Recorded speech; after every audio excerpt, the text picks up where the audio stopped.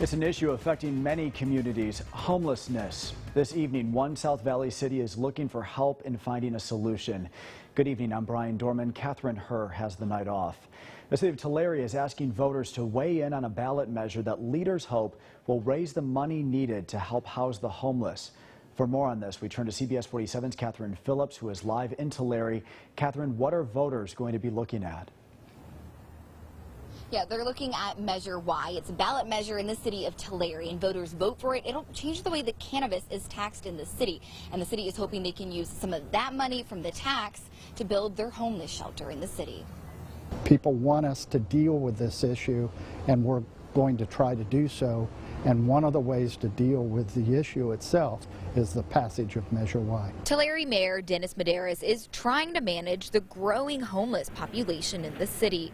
He says without a shelter in Tulare, the city can't make homeless individuals move from public property. To help get the money to build a shelter, the city is asking voters to weigh in on Measure Y, which calls to change the tax rate for cannabis dispensaries in Tulare. He says out of the 3 dispensaries in the city, 2 are being taxed at a higher rate. This is a vote simply on whether we have an equal playing field as to the 3 dispensaries, and what are we going to do with the money that we get from that. The measure would allow the tax to go up to 10%, but Medeiros says it's unlikely to get raised that high.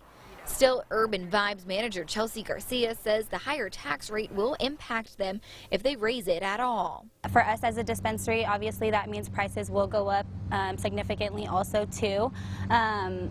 It kind of will impact our patients quite a bit just because we are a mom and pop shop. Meanwhile, countywide, the Tulare County Homeless Task Force met on Wednesday to give updates on where projects stand across Tulare County. Program coordinator Noah Whitaker says they've made progress on some more long-term solutions. Next week, one of our housing sites will meet its conversion from a motel into permanent housing and will open 50 rooms of affordable housing, housing more than 35 people immediately upon opening of the program.